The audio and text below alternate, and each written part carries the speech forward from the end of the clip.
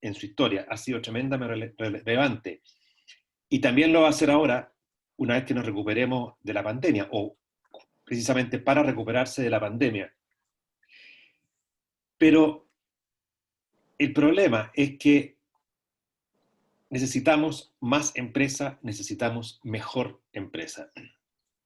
Eso es muy relevante. Y el contexto por el que atravesamos hace que esto sea difícil. Desde luego, la pandemia en sí ha debilitado bastante el aparato productivo nacional. Gran parte del sistema empresarial se ha visto debilitado. Lo segundo, se avecina una discusión constitucional que coloca tensiones, que genera incertidumbre, y muchas veces eso también detiene el tipo de decisiones que hay que tomar. Pero al mismo tiempo, y tercero, yo uno de los problemas que veo es que lamentablemente la empresa ha perdido validación social, no podría no haber perdido legitimidad. Eso lo encuentro grave, porque la empresa es importante por las razones que mencioné, históricamente ha jugado un importante rol y tiene que jugarlo. Y es por eso que hemos armado esta conversación, ¿verdad? El rol de la empresa en el Chile que viene, y tenemos muy destacados, conocidos y muy estimados panelistas. Parto por orden alfabético: Claudia Bobadilla. Claudia es abogada, es directora de empresas y ha tenido mucha relevancia últimamente, desde luego, porque ahora es panelista de un programa de televisión de gran tradición en el país, y también ha sido fundadora y dirige Puente Social, que es una entidad, ya en su minuto nos irá a comentar ella el rol, el link que tiene eso con lo que estamos conversando del tema de la empresa, que es juntar personas que piensan distinto para buscar ciertos consensos. Tomás Sánchez es un emprendedor, tipo muy empujador de la actividad emprendedora, ha estado en la Asociación de Emprendedores de Chile, y últimamente se ha saltado más a la palestra porque escribió un libro que se llama Public Inc., que habla de un poco la evolución de la empresa y el rol que tiene en la sociedad. Así que, buenos días, Tomás. Y tenemos también a Juan Sutil, emprendedor nato, ¿verdad? Actualmente presidente de la CPC, que también ha tenido un rol bastante protagónico en actividades que han realizado el mundo empresarial para colaborar con la pandemia. Y a mí me gustaría partir esto, a tratar de hacerlo lo más dinámico posible, pero bueno, se ha reflexionado bastante en distintas instancias respecto si el rol de la empresa es solamente maximizar las utilidades. Uno dice, no, esto es distinto. Hubo una carta de muchos gerentes generales, CEOs de empresas americanas que decían, no, esto es diferente, hay que maximizar valor de una manera distinta, considerando los stakeholders. Durante un tiempo estuvo bastante de moda solamente el concepto de rol social, responsabilidad social empresarial. Otros decían, no, vámonos al tema del valor compartido, en fin, cosas de ese estilo. Pero claramente vamos en una dirección distinta. Y la pregunta, y se las quiero hacer a todos, vamos a partir por el mismo orden en que lo presenté, es, más allá de esta discusión de si es utilidad, de si es valor visto de esta forma o no, si tuviera que decirle, pensando en quienes toman las decisiones en las empresas, que son los dueños en último término,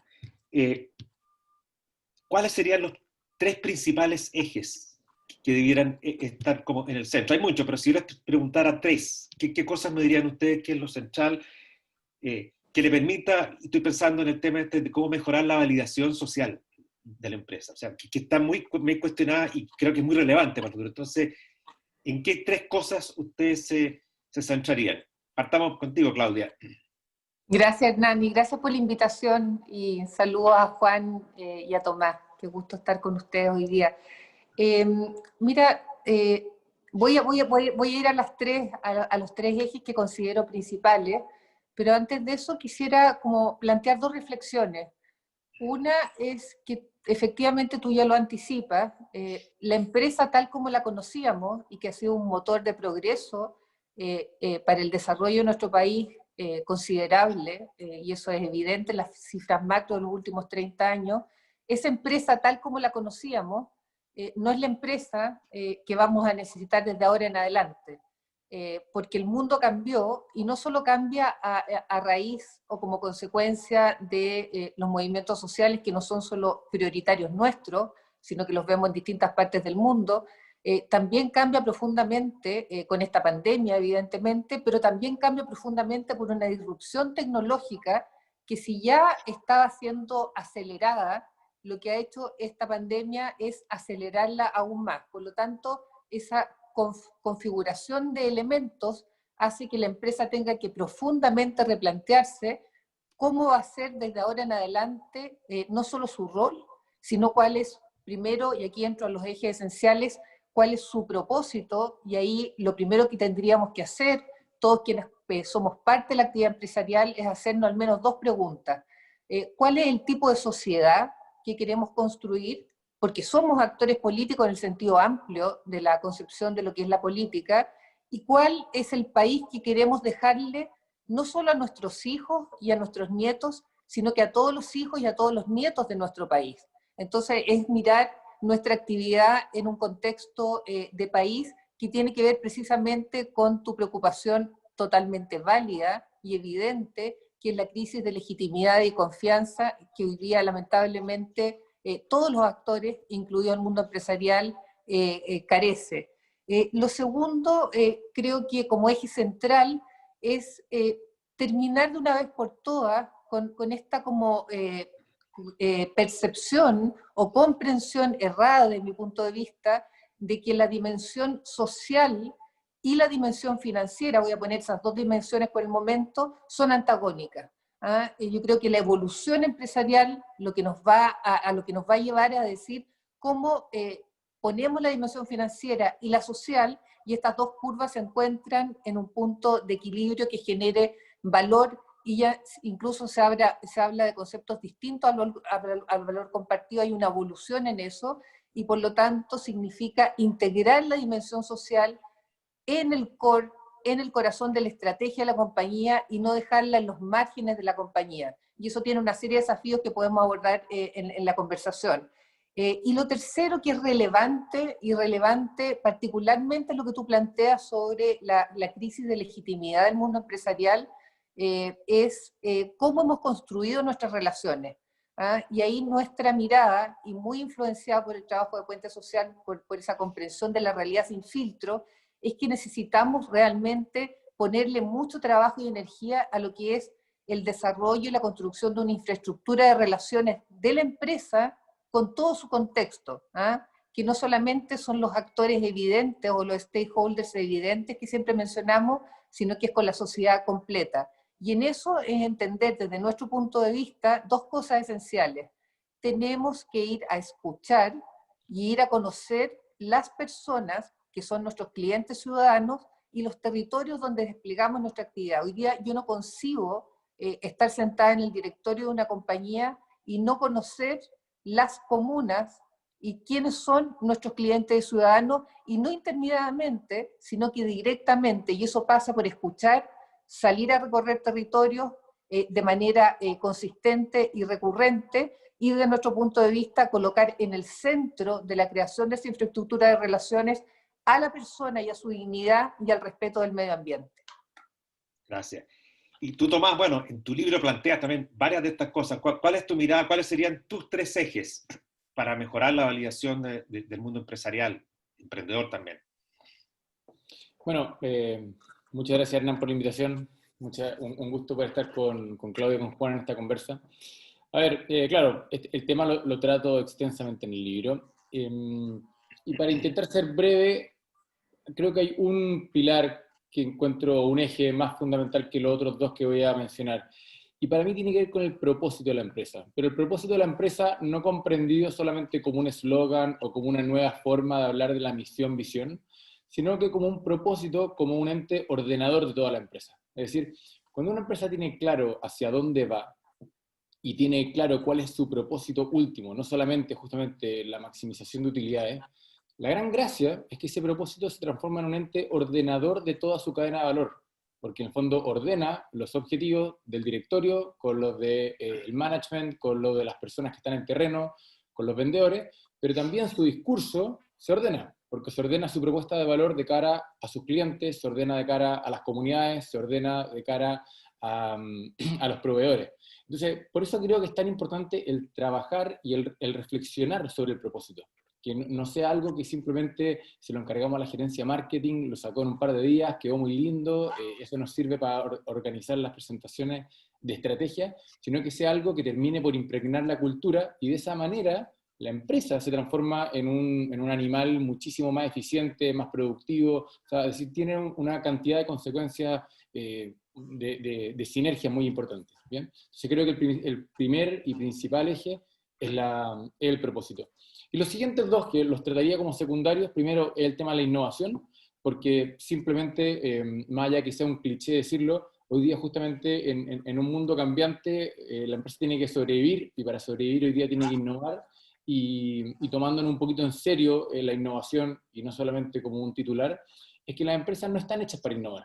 Las empresas están hechas para ser eficientes. Las empresas fueron diseñadas, construidas y han sido históricamente operadas para generar un proceso una y otra vez de manera eficiente. O sea, cuando de la noche a la mañana a las empresas les pedimos que sean ágiles, que sean flexibles, que cambien propuestas de valor, que reinventen sus productos, chuta, le estamos pidiendo un poquito pera al olmo al modelo antiguo. Y por eso la innovación y entender cómo se diseña una empresa moderna es un buen desafío y clave justamente para sobrevivir.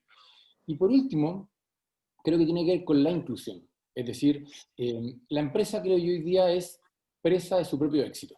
¿Bien? La empresa yo creo que es probablemente uno de los mejores inventos de la humanidad. Siempre hablamos de la revolución industrial y hablamos del renacimiento, pero ninguno de todos esos inventos de ese entonces habrían llegado a ningún lado si no fuese con una empresa de por medio. Es decir, esto que se nos ocurrió de una organización de personas que crean valor no existía 1000 años atrás, ¿bien? O existía de manera muy, muy primitiva. Entonces, la inclusión tiene que ver con que la sociedad hoy día empieza a interpelar a la empresa y dice, oiga, ¿sabe qué? Usted es demasiado determinante en nuestras vidas, usted la verdad es que es demasiado importante en la sociedad, usted no se puede entender de nosotros, usted no puede ser simplemente privada, usted tiene que aceptar de que usted está en la palestra, está en una arena pública, y por lo tanto no se puede olvidar de que usted también es un ente dentro de esta sociedad, y ahí empieza a tomar un cierto carácter un poquito más político.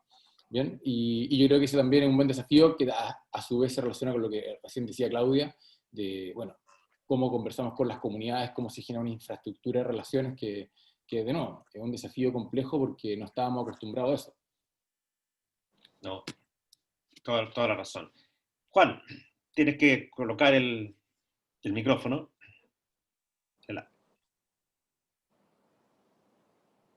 ¿Cuáles son tus 3 ejes? Voy a tratar de ser desafiante y polémico, más que jugar los ejes. Para mí los ejes, sin duda, tienen relación con la solidaridad, la colaboración, la innovación, y que son la esencia de la empresa. Y ahí yo tengo algunas diferencias con la Claudia y con Tomás, y voy a tratar de ser desafiante. Y en ese aspecto me gustaría que no lo tomaran como una insolencia, ¿eh? Pero la empresa, por lo cual el mundo en el cual yo me desempeño, es una empresa territorial, es una empresa que está insertada en la comunidad, me refiero a medianas empresas, no grandes empresas, donde su directorio está en la gestión, está en la innovación, está en la comunidad, está en la gestión. Y pienso, y voy a poner un ejemplo, como decía don Jorge Alessandri, con hecho y no palabra, la gran decisión que nosotros tomamos como organización fue no abrirnos a la bolsa. Y no nos quisimos abrir a la bolsa porque caíamos en manos de inversionistas que nos exigían mucha rentabilidad, que nos exigían mucho crecimiento, que todo lo medían en función de la variable levita, de la cuarta variable de la exigencia del inversionista en Nueva York o donde fuera. Entonces, ¿qué veo yo? Veo que muchas veces, y me alegro mucho de escuchar a la Claudia, Estos como directorio, yo he participado en algunos directorios de grandes compañías también, están en la última derivada de cualquier derivado de no sé qué número financiero o político, y no están, como dice la Claudia, en la realidad del territorio, del impacto de la compañía en la zona, en la comunidad, en el medio ambiente o en otros. Y en ese sentido, yo creo que el proceso de evolución es positivo. Y creo que en eso, la empresa en general, también, y aquí voy a un desafío, Tomás, está en la innovación. La diferencia es que en Chile la innovación recae en la empresa más que en la academia. Hay una permanente innovación. Sin innovación tú te quedas fuera del negocio. Se innova todos los días con las maquinarias, con la genética, con la producción, con los métodos de producción. Y es impactante cuando, por lo menos yo recorrí operaciones nuestras con extranjeros que son de grandes compañías, incluso me tocó hacerlo con algunos fondos, y ellos decían, oye, aquí se respira innovación en forma permanente. Y esa es la realidad de la empresa, en mi opinión. Entonces, yo creo que aquí lo que pasa es que de alguna forma el rol de la empresa o la prestancia de la empresa, por supuesto que como toda la sociedad ha sufrido problemas, y sin embargo, cuando tú le preguntas a las personas qué opina de su empresa, si tiene confianza en su empresa, si se siente querida por su empresa, si quiere a su empresa, más del 85% sí lo hace. Sin embargo, cuando tú le preguntas eso mismo por las empresas en general o el sector empresarial, esa cifra se va al piso. ¿Y por qué? Por este cambio de la sociedad, por muchas cosas que la sociedad no ha hecho y probablemente por las cosas que la Claudia está indicando de no haber bajado en algún minuto las grandes compañías o los grandes directorios a la realidad territorial donde se desempeñan las empresas. Por lo tanto, yo soy optimista del punto de vista de la transición o la evolución en que estamos, porque es una evolución del subdesarrollo a las vías del desarrollo para lograr el desarrollo. Y por lo tanto, eso ocurre en forma natural, pero también ocurre un cambio de la sociedad en su conjunto, no solo en Chile, sino que en el mundo, donde a la empresa le exige más.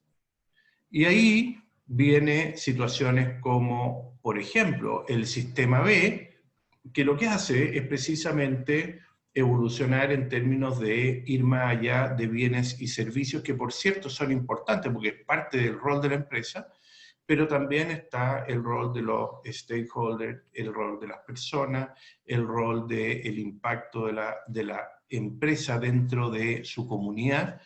Entonces, yo en eso soy optimista porque pienso que las cosas van para allá. Y finalmente me quiero hacer parte de la premisa de tu pregunta cuando tú decías el rol de la empresa. Primero era el rol social empresarial, después el rol de la sostenibilidad, el valor compartido, el valor y suma y suma. Yo creo que al final es una evolución de todas las anteriores que nosotros tenemos que llevar adelante para hacer más y mejor, porque al final la empresa es el motor del desarrollo, es lo que nos mueve a nosotros y es lo que mueve finalmente a la sociedad. Gracias, Juan. A propósito del tema que tú comentabas de la innovación, que las empresas innovan efectivamente, y era como cuestionar algo lo que había dicho Tomás. También por mi experiencia y la reflexión que yo siempre he hecho sobre este tema es que en definitiva, cuando hay competencia, hay innovación. A mí el principal driver de que las empresas innoven es cuando enfrentan competencia. Y tú ves los distintos rubros, cuando tú mencionabas el caso tuyo de la empresa Sutil, claro, la competencia que tienen, si no innovan, no sobreviven, tan simple como eso. Pero hay sectores en que si no hay mucha competencia que está presente, no lo ven como una necesidad. Pero ahora, a ver, y a propósito, y en su minuto ustedes le podrán responder lo que decía Juan, pero voy a preguntar en sentido inverso ahora, primero partiendo por Juan. a mí me llama, de hace bastante tiempo me ha llamado la atención, o sea, antiguamente tú hablabas con alguien que iba a hacer un negocio y te decía, mira, estoy armando una empresa, voy a armar un negocio. Tú conversas hoy día con personas de cualquier edad y te dicen, mira, estoy armando un emprendimiento. Ha cambiado la forma como uno hace referencia a esto. Es bien curioso eso, pero a lo mejor hay algo más de fondo, ¿te fijas? Y de hecho, si uno ve el que es, digamos, el empresario, dicho muy en simple, tiene mala prensa. El emprendedor tiene muy buena prensa. A pesar que al final hacen lo mismo, ¿te fijas? Pero de manera distinta. Entonces, me gustaría partir por Juan. ¿Tú te consideras empresario, te consideras emprendedor? Porque yo creo que al final, a ver, desde el punto de vista, nosotros como universidad siempre hablamos que promovemos el emprendimiento, pero la empresa es el lugar en el cual se manifiesta, en el cual germina ese emprendimiento. No son cosas muy diferentes. Pero en fin, desde el punto de vista opinión pública, son vistos como dos entes distintos. ¿Tú te consideras empresario, te consideras emprendedor? ¿O ves qué diferencia ves? ¿Por qué crees que uno tiene buena prensa y el otro mala? A ver, yo creo que primero como que se ha ido ordenando los conceptos de lo que es emprendimiento, de lo que es empresa, ¿ya? Y por lo tanto, de alguna forma, la sociedad va encasillando correctamente el concepto. Ahora, eso significa que también tienes razón en algunas cosas que tú dices, entonces el emprendimiento es como más, es como más choro, es mejor. Mírate a Tomás, que es mucho más joven, mucho más fresco, una lechuga, y yo soy pelado, viejo, y es distinto. Ahora, en el corazón, yo soy un emprendedor, o sea, nosotros estamos permanentemente innovando y emprendiendo, y una persona de las características mías probablemente va a morir emprendiendo. Ahora, el punto está en que la empresa es como un sistema ya establecido, que puede estar emprendiendo, por cierto, que puede estar innovando, por cierto. Y ese concepto que tú planteas tiene bastante lógica, que uno dice, bueno, nosotros estamos emprendiendo en un ecosistema que se llama empresa, que es la que se tiene que evolucionar, la que tiene que estar con los tiempos, la que tiene que poner las condiciones habilitantes. Pero para ser bien explícito, yo me considero un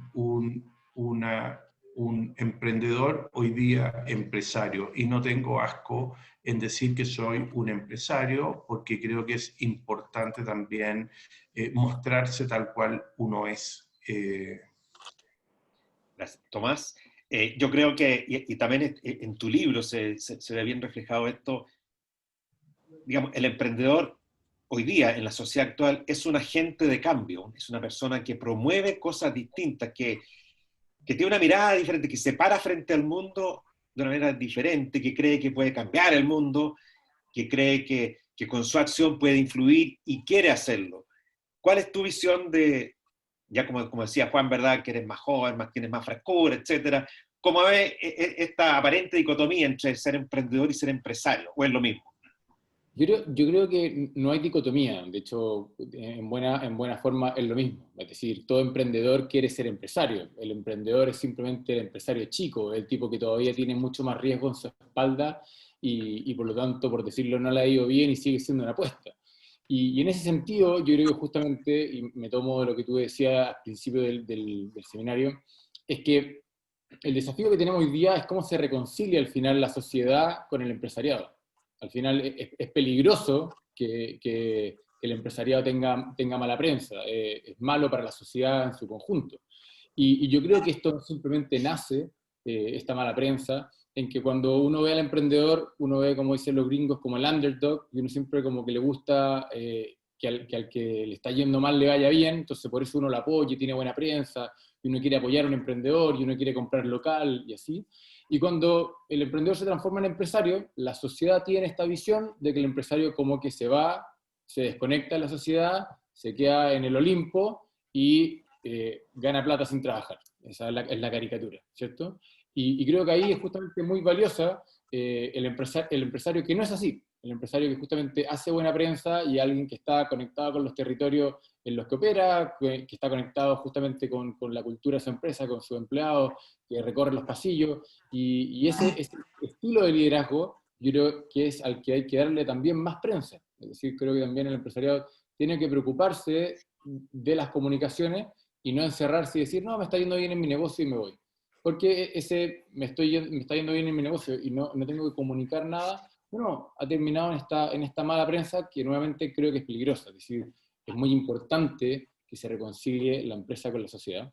Y un comentario sobre lo que Juan decía. Juan, yo no creo que la empresa hoy día no innove.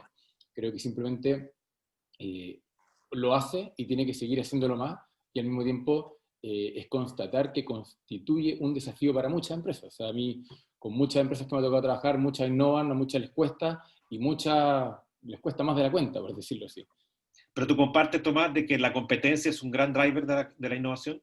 Absolutamente. De hecho, creo que parte de lo que nos ha pasado en Chile es que en varios sectores no hay tanta competencia y por lo tanto no hay tanta innovación. Y de repente nos damos muchísimas vueltas tratando de descubrir la pólvora, diciendo cómo hacemos que las empresas innoven, y no es otra cosa de que, como tú bien dices, no hay suficiente competencia y nos deberíamos preocupar, quienes somos pro empresa, en decir, oiga, ¿sabe qué? Legislemos o resolvamos los temas donde hay problemas de competencia, y creo que la ley que acaba de salir por ejemplo, de portabilidad financiera es una buena noticia. Es decir, justamente hace de que el mercado funcione mejor y por lo tanto se innove mejor. No, de todas maneras. Yo soy un gran ferviente sostenedor de la tesis de la competencia para la innovación, y creo que además la existencia de competencia entendía no solamente como que hayan muchos actores en una industria, sino que como que nuevos emprendedores puedan desafiar a los tradicionales. Eso es lo que le da legitimidad a la actividad, porque a veces la mala prensa que tiene un empresario es porque en la sociedad está la idea de que tienen privilegios especiales, algunos lo acusan de abuso, en fin, entonces como que es un trato, que es una cancha dispareja. Si uno logra emparejar la cancha, yo creo que uno logra mucho más legitimidad en la actividad. Pero Claudia, ¿cuál es tu opinión sobre el tema, este empresario, emprendedor? Primero me gustaría volver a un punto que plantea Juan, y claramente siempre en todos los sectores hay excepciones de quienes hacen bien la pega y quienes no la hacen, pero yo creo que el problema de legitimidad, de no legitimidad o de crisis de confianza que hoy día tenemos del mundo empresarial no es responsabilidad solamente de la gran empresa. Yo creo que es una responsabilidad del sector empresarial, que en un momento deja de leer la realidad de las grandes mayorías ciudadanas, y esa falta de lectura de esa realidad lo hace estar desconectado. Y ahí lo que me gustaría poner sobre la mesa para discutir es qué es lo que pasa afuera, porque lo que nos pasa a nosotros también le está pasando a otros en el mundo. Y por lo tanto, lo que hoy día se está poniendo como factor relevante de cara a los inversionistas institucionales son los principios ASG, o sea, los principios, las dimensiones medioambientales, sociales y de gobierno corporativo, que son aquellas que están mirando los inversionistas institucionales y quienes han suscrito además los principios de inversión responsable en el mundo, y que tienen que ver con cómo la empresa y todas las empresas, porque esto no es solo que las grandes empresas lo puedan hacer, sino que todas las empresas lo pueden hacer, es integrar dentro de la estrategia de la compañía al mismo nivel de la dimensión financiera, la dimensión social, medioambiental, tal y como también tenemos incorporada la regulatoria.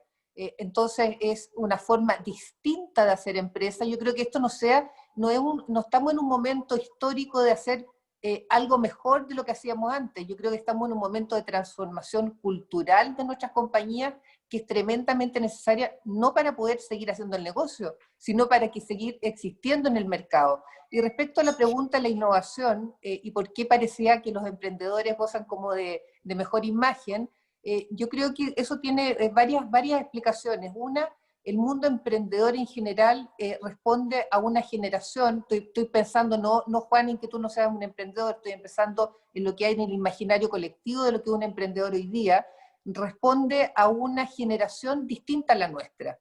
Y esa generación se hizo una pregunta relevante: ¿cuál es el sentido de lo que hago?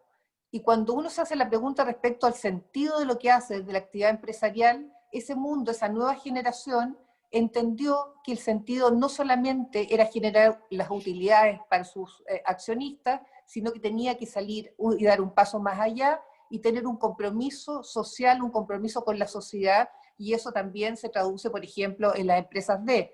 Y no solamente se queda en el mundo emprendedor que tenemos en este imaginario, sino que tenemos ejemplos muy concretos, que me alegró mucho leer la noticia ayer, de que tenemos pronto, el 2022, operando la banca ética en nuestro país.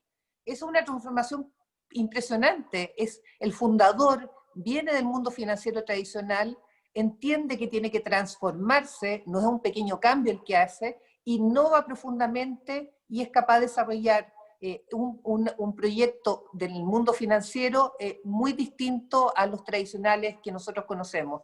Por lo tanto, mi punto es decir, tenemos un problema de legitimidad, y el ejemplo que pone Juan es muy bueno. Cuando uno le pregunta en la política, ¿qué opina usted de su diputado?, la opinión es muy favorable respecto al diputado que representa tu circunscripción. Cuando tú preguntas, la evaluación del mundo de la política es muy mala. Por lo tanto, lo que hay que entender no es quedarse con el caso favorable cuando nos dicen que estamos haciendo las cosas bien, sino que es realmente entender que tenemos una crisis de legitimidad y que desde ahora en adelante la legalidad dejó de ser insuficiente y tenemos que trabajar por ganarnos o reconstruir la legitimidad. Y desde mi punto de vista eso pasa fundamentalmente por reconstruir los vínculos de un tejido social que hemos tejido muy mal. Yo siempre digo, ustedes no tejen, pero se nos han ido muchos puntos del tejido y hemos creado abismos entre nosotros. Y esos abismos generan muchos problemas, y ya tenemos un ejemplo concreto que es el 18 de octubre. Las cosas no pasan por arte de magia o porque alguien hoy día se levantó un poco molesto. Entonces, hacerse cargo de la crisis de legitimidad, hacerse cargo de los movimientos sociales que tenemos en Chile y en el resto del mundo, y hacerse cargo de los desafíos que tenemos post pandemia, y hacerse cargo de la gran transformación y revolución tecnológica, son cuestiones indispensables para la empresa del futuro. Sí. Oye, yo los quiero llevar a un tema ahora más, o sea, adentrándonos más en el que del rol de la empresa en el futuro, y es lo siguiente. Bueno, históricamente la empresa surge como un articulador, ¿verdad? Que juntaba capital, juntaba trabajo, y lo reunía. Si pensamos en las antiguas plantas, digamos, de fabricación de automóviles, esos grandes lugares físicos, mucho capital, todos los trabajadores en línea, uno al lado del otro, y esa era la forma de producir. Bueno, los tiempos han cambiado, la revolución digital ha aportado lo suyo, y hoy día, dejemos usar la expresión, yo creo que es más fácil desintermediar a la empresa tradicional, porque un emprendedor chico puede hacer cosas por sí mismo y es más fácil, el capital es más barato, desde luego, que lo que era antes. Siempre hay dificultades para acceder a financiamiento, pero en general es mucho más barato de lo que era en la empresa antigua. Entonces, ahora se desintermedia mucho más. Y una empresa, por lo tanto, a lo mejor no necesita hacer cosas ahí adentro, sino que se las contrata a alguien afuera. Los casos típicos que hemos visto de empresas grandes como, bueno, en su minuto Walmart trató de comprar Corner Shop para potenciarse, ¿verdad? La última milla, al final eso no resultó y se fue con otro, pero en definitiva, o sea, lo que yo veo es que el temor que siempre veo que el grande se comía al chico, yo creo que hoy día hay mucho espacio para que el grande se complemente con el chico, precisamente por esta desintermediación. Entonces, lo que yo percibo, les quería preguntar la opinión de ustedes, es que yo creo que el rol de la empresa puede ser distinto a futuro porque va a operar en un contexto mucho más desintermediado, que es mucho más fácil ser desafiado en cosas pequeñas y que le van a agregar valor a su negocio. Entonces, no es una gran empresa que hace todo, sino que una gran empresa que va a operar simultáneamente con muchos otros emprendedores, muchas empresas, se van a juntar y ese pequeño emprendedor a su vez va a trabajar con varias otras empresas, entonces como que se va a atomizar mucho más. O sea, yo creo que digamos, es un buen escenario futuro, pero también impone condiciones distintas. Juan, ¿cómo ves tú eso? Bueno, es una realidad que se da y probablemente va a ser parte del ecosistema en que nos vamos a desenvolver, pero no son absolutos. No todo va a ser como tú lo describes y hay muchas empresas que van a continuar, obviamente, haciendo lo suyo. Probablemente en algunas áreas, especialmente el comercio, efectivamente va a haber mucho más desintermediación y de hecho ya lo hay. Y también una oportunidad muy grande ahí al emprendimiento, como también en otras áreas. Y quiero poner ejemplos. Por ejemplo, la industria de los automóviles. Muchas veces vemos que un Nissan tiene el mismo marcador que un Honda y que un Subaru.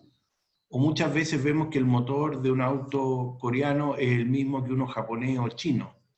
Y al final son muchas fábricas que se transforman en parte de la cadena de valor, donde llega una marca y se transforma en un armador, vale decir, un diseñador que ensambla. Y eso pasa en muchas industrias, y eso es efectivamente un buen encadenamiento.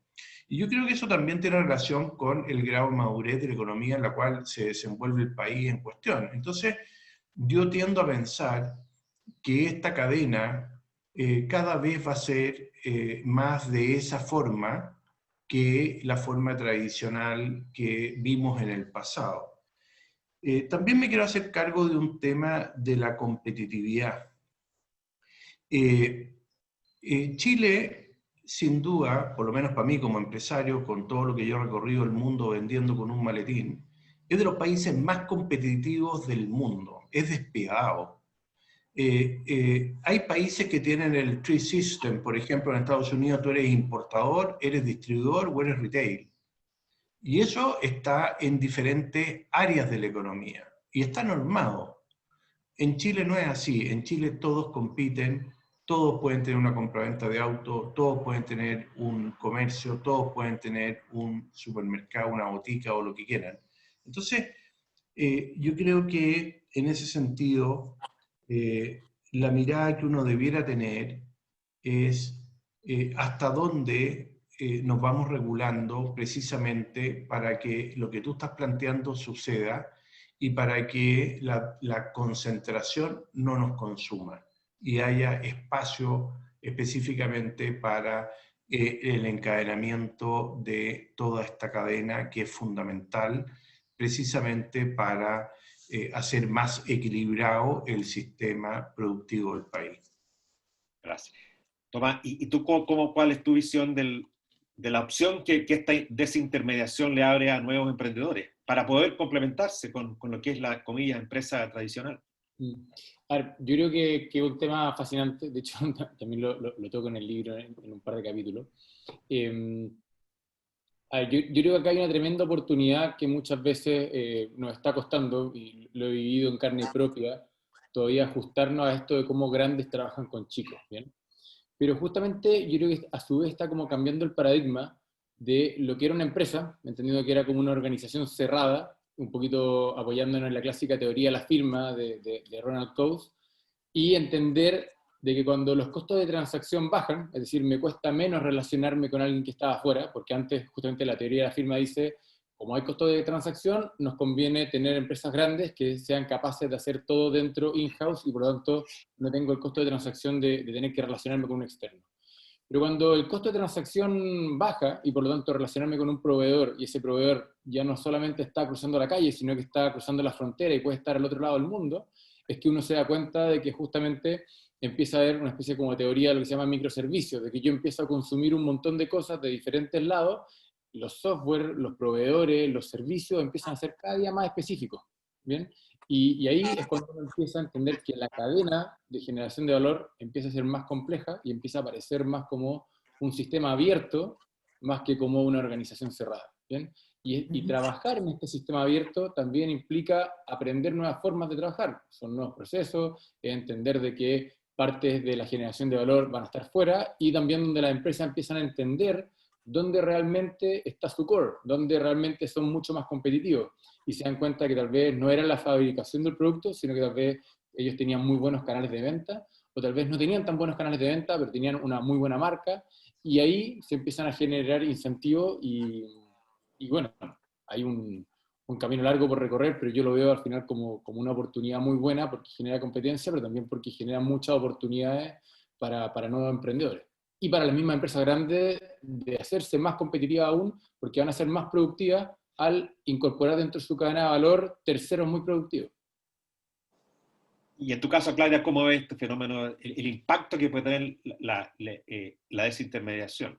Que a su vez, y aprovecho de vincularlo, porque que puede tener algún impacto de, esto genera muchos ganadores y muchos perdedores, porque los que más puedan hacer esto o sea, muchos van a quedar fuera del camino. Y en ese sentido, ¿cuál crees tú, o sea, cuál es tu visión y cuál crees tú que podría ser un complemento? O sea, cómo la empresa y cómo también el Estado podría ayudar a generar un contexto que facilite este mundo y no nos genere esta brecha entre ganadores y perdedores.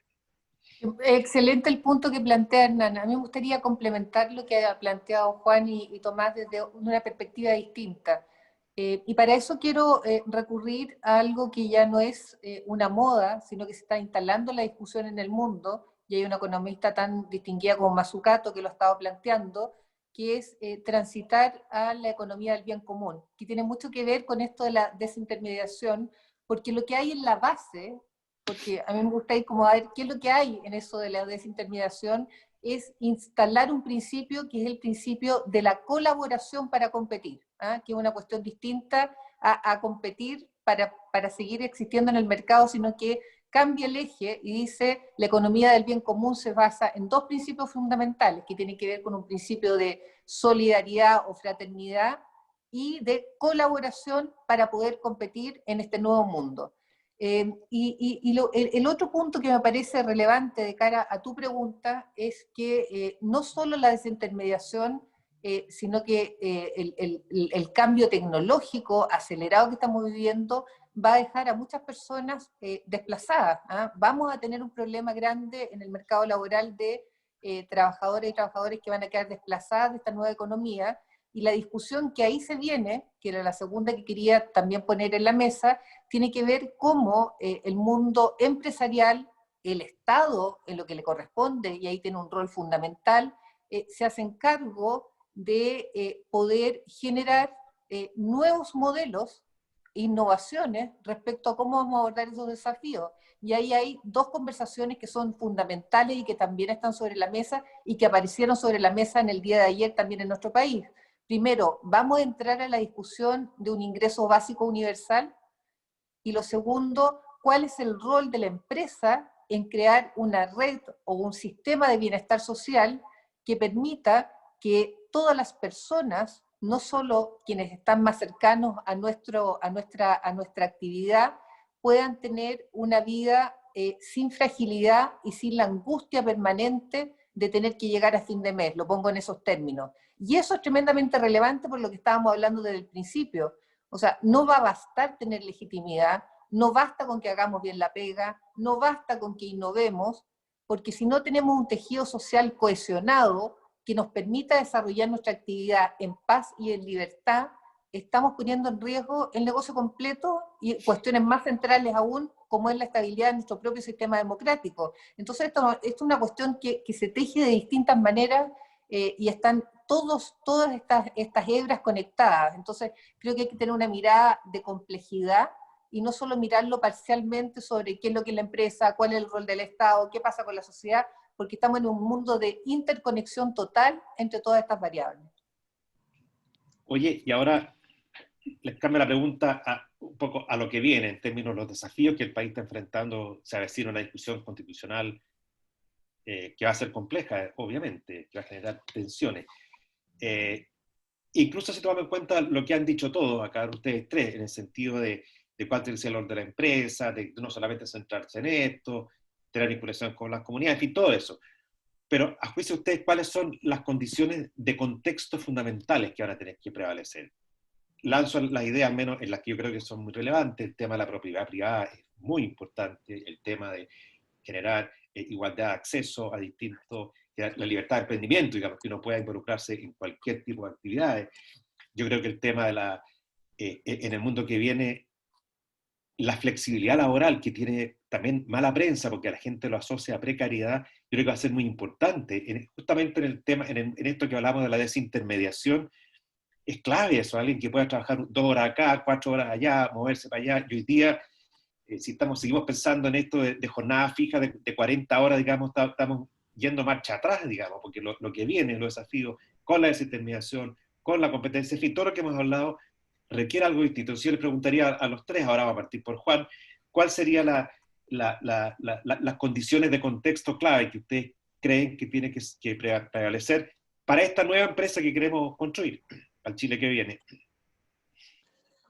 Bueno, yo creo que sin duda la discusión de fondo va a ser cuál es el rol dentro de la economía que va a tener la empresa o el sector privado y cuál es el rol que va a tener el sector público. Y yo creo que tiene mucha relación con lo que dijo la Claudia antes, que el rol de la empresa va a tener que jugar también en este tejido social, en esta paz social, en esta integración. Y ahí nosotros muchas veces usamos que queremos un futuro más inclusivo, un futuro o un país desarrollado que pueda lograr paso a paso esto. Ahora, yo creo que las condiciones habilitantes, dicho lo que acabo de decir, son básicas para mí, es fortalecer la democracia y la lucha por el poder en forma democrática. Yo creo que es fortalecer también la institucionalidad del país, y me refiero a toda la institucionalidad en su conjunto, incluyendo la empresa, con toda la discusión que hemos tenido y todas las cosas que tenemos que hacer perfectibles de ella. Tenemos también condiciones que son habilitantes fundamentales, como dentro de las instituciones su propia autonomía, dícese Banco Central, INE o cualquier otra, que es condiciones fundamentales. Y, por supuesto, yo creo la Declaración Universal de Derechos Humanos, donde se consagra ahí la libertad de emprender, la propiedad privada, la libertad de informar, la libertad de prensa, las libertades individuales de las personas en su conjunto. Y creo también que dentro de eso hay otras condiciones que son habilitantes también, como el respeto a los tratados internacionales, a la no discriminación, y especialmente la no discriminación al sistema productivo, ya sea inversión extranjera o nacional.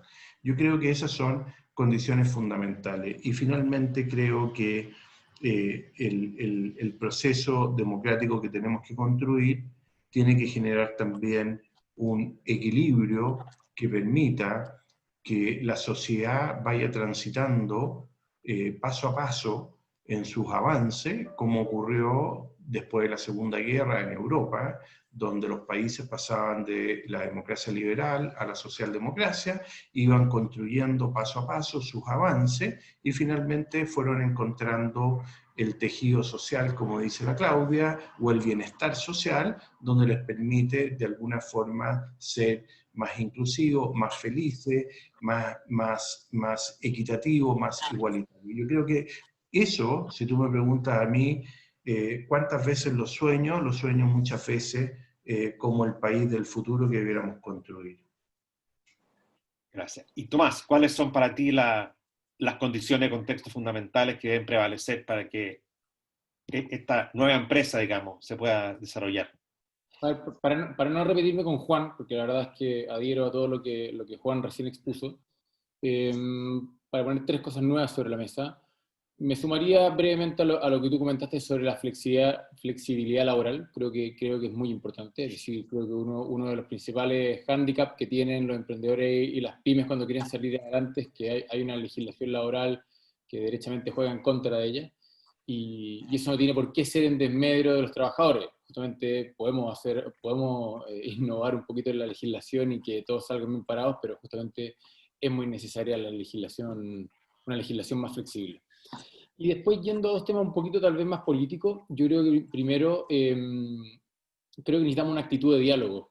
Creo que hoy día muchas veces uno ve un ánimo de confrontación donde lo primero es el prejuicio de que el tipo del frente es el enemigo, de partida está equivocado sí o sí, y uno quiere imponer su verdad. Y tenemos que reconocer que todos nos equivocamos, de que todos tenemos ciertas creencias, que todos tenemos ciertos sesgos por lo que nos tocó vivir, de que todos no tenemos de repente los datos a la mano, o tenemos datos distorsionados, a todos nos pasa, y creo que sentarse a la mesa con ese ánimo es muy necesario. Siempre van a haber extremistas y siempre van a haber fanáticos en todos los bandos, y bueno, y ojalá que la ciudadanía sepa distinguir que es un fanático, y también por la misma estadística va a decir que van a ser poquitos, pero el grueso tiene que sentarse a dialogar con otro ánimo, con un ánimo de ir a buscar consenso, de entender que los consensos no son malos, justamente se trata de la democracia, de llegar a medios términos, y eso creo que es un factor fundamental. Y creo que otro, que es un poquito más, no una condición fundante, pero creo que algo donde vale la pena pensar, dado que estamos hablando de empresa y sociedad, tiene que ver con cómo está la intersección entre lo público y lo privado. Cómo, de alguna manera, reinventamos ese vínculo. Un vínculo que tiene más allá, que ir con más allá de la privatización o la licitación, ¿cierto?, de un servicio. Tiene que ver con cómo somos capaces de dar soluciones privadas a problemas públicos, pero con mecanismos, con diseños, con formas dinámicas que permitan ir ajustándose en el tiempo y, de nuevo, inventando mecanismos nuevos que hoy día no existen, porque, de nuevo, estamos en un nuevo mundo. Creo que el mundo público-privado hay mucha oportunidad donde reinventar. Claudia, ¿y tus condiciones de contexto claves? Mis condiciones de contexto son de distintos niveles, ¿ah? No todas están en el mismo nivel. Creo que hay una condición de contexto que es fundamental, que es entender una transición que hemos estado viviendo y cuál es la cultura que impera desde ahora en adelante.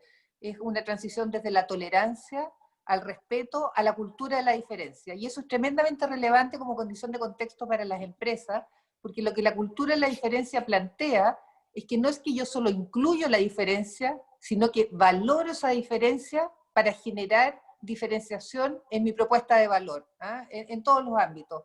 Y eso tiene un impacto tremendo en cómo yo constituyo, conformo los equipos dentro de las compañías, cuál es la integración que tienen los gobiernos corporativos, que ya excede la incorporación del género, la diferencia de género, sino que tiene que entender que para resolver problemas complejos, como lo que nos plantea el ahora y el mañana, vamos a necesitar de equipos y de estructuras de gobierno corporativo aún más diversas, que se pasan por trayectorias vitales, por disciplinas distintas, etarias, culturales. Por lo tanto, lo de valorar la diferencia e incluir y darle voz a esa diferencia dentro de las compañías, yo creo que es una cuestión fundamental.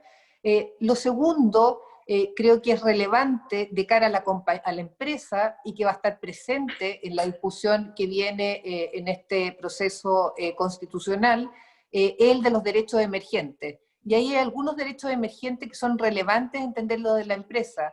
Uno, el acceso a la conectividad digital. ¿Ah? Si hoy día, desde la pandemia en adelante, si lo era importante ahora, qué duda cabe que ahora es relevante, el tema del derecho emergente a la conectividad, al acceso a la conectividad digital de carácter universal, va a ser un tema relevante también para las compañías, porque estamos en una transición también en nuestros formatos de trabajo. Ya hay muchas compañías que han decidido que van a tener jornadas o estructuras de trabajo blended, o sea, tú vas a estar 2 días posiblemente desde tu casa, 3 días presencial desde la oficina, y ahí el acceso a una conectividad digital universal para todos y todas va a ser fundamental. Y el segundo, que también tiene relación con la transformación tecnológica, es también como derecho emergente, es la protección de la autonomía ciudadana, que tiene que ver con la protección de datos, pero es más amplia, y el derecho a ser respetado y no abusado por el uso de las redes digitales. Esos dos derechos tienen mucho que ver con las empresas porque nos plantean los desafíos en términos de privacidad de datos. Y tercero, no puedo dejar de sumarme a 2 cuestiones, una que planteó Juan y otra que plantea Tomás. Las empresas tenemos en este nuevo contexto que escuchar para luego dialogar. Yo pongo primero la escucha, esa escucha desprejuiciada, directa, genuina, no transaccional, transitar de sistemas de relacionamiento no transaccional y no asistencialistas a de co-construcción de una sociedad común. creo que es relevante para luego poder entrar en el diálogo y ser actores activos del diálogo. Y lo otro, totalmente de acuerdo con Juan en lo que es protección de la propiedad privada, la libertad para emprender, la autonomía del Banco Central, y ojalá que esa autonomía del Banco Central no solo sea privativa de esa institución, sino que miremos cuáles otras instituciones también tendrían que gozar de esa autonomía. Y por último, y ya me callo, es indispensable porque nos afecta también al mundo empresarial, abordar con seriedad, de una vez por todas, la modernización del Estado. Excelente. Se nos está acabando el tiempo, pero no puedo no hacer la última pregunta que cierra esto. Hemos hablado de lo que tiene que hacer la empresa, cuáles son los desafíos de los directorios, de escuchar, etcétera, etcétera. Y la Claudia habló finalmente de la modernización del Estado. A propósito del Estado, en todo esto, desde la perspectiva de la empresa, ¿qué le pediría a cada uno de ustedes al Estado? ¿Cuál cree que, a juicio de usted, el rol que tiene que tener el Estado para darle mayor sustento y permitir justamente avanzar en esto de la mayor validación de la empresa y su contribución al desarrollo del país? Juan. Bueno, yo creo que primero vamos a fundar un nuevo referente político, nosotros tres panelistas acá, porque estamos totalmente de acuerdo en casi todo. Mira... Esa es la importancia de conversar. Exacto. Mira, nos ha tocado aquí a todos los empresarios interactuar fuertemente con el Estado, producto de esta crisis que es muy particular, porque es inesperada, no preparada, no tuvimos plan B, ni plan D, ni nada para una pandemia. Simplemente tuvimos 30 días de diferencia con Italia y España, que algo nos ayudó. Y eso generó un trabajo público-privado muy intenso. Y ahí tú ves la relevancia del sector privado para accionar con velocidad que el Estado no lo puede hacer. Entonces, yo sueño con un Estado, y aquí muchas veces me crucifican algunos periodistas, especialmente Matamala, cuando yo hablo de los anglosajones, porque al final del día yo admiro el mundo anglosajón que trabaja desde la confianza, que trabaja desde la agilidad, desde el diálogo previo. Me ha tocado participar en Canadá de cómo se ponen de acuerdo en un área de la economía, donde está el Estado, donde está el sector público, donde están los privados, donde están los proveedores, definen, preparan y entregan al sector legislativo su accionar, su legislación deseada. Entonces, en ese sentido, yo creo que el Estado requiere más autonomía en sus instituciones, y comparto plenamente lo que menciona Claudia. Creo que requiere de un mecanismo de protección para evitar que sea capturado. De hecho, el Estado está capturado. Tú no puedes actuar con la lógica del sector privado de poder seleccionar diversidad o competencia, porque tienen muchas normas y reglas que te impiden hacer esos cambios y quieren protección en ese sentido. Y creo que también el Estado tiene que desregularse de una forma impresionante. Una de las cosas que a mí me ha impactado también de esta situación es entender que el Estado de Chile tiene más de 300.000 reglas, y cuando tú vas a Nueva Zelanda, Australia o países que están en esos niveles de desarrollo, se manejan con no más de 30.000 reglas. Entonces, yo creo que aquí hay que hacer un profundo proceso de modernización y pensado en la lógica de cómo puede tener un accionar oportuno y eficiente. Y que no sea todo tan normativo que al final le impide accionar. Gracias. Tomás. A ver, pero como decía Juan, estamos de acuerdo en varios puntos. De hecho, creo que el ejemplo que recién ponía sobre el tema de la coordinación público-privada en ciertos temas económicos es fundamental. Normalmente solemos poner a los países nórdicos como referente en términos de derechos sociales, tal vez, pero no lo ponemos tanto en justamente todas sus iniciativas pro mercado, es decir, que justamente un gremio se sienta con el ministerio respectivo y se dan cuenta de que para ser más competitivo en tal industria necesitan ciertos cambios en la regulación y que al final el país de una u otra forma necesita una estrategia país. Yo creo que Chile claramente en los 80 y los 90 tuvo una estrategia país de abrirse al mundo, de ser más competitivo, de entender de que abarcar un mercado mundial era muy relevante y fuimos pioneros en eso, ¿cierto? Y hoy día como que falta la segunda ola, es decir, bueno, ahora todos los países se abrieron, ¿cierto? Perdimos, entre comillas, nuestra ventaja competitiva. ¿Qué es lo que vamos a salir a hacer ahora diferente para que nos vaya bien? Y ahí es donde, de nuevo, una coordinación entre el Estado y el mundo privado es indispensable para poder desempeñarnos bien.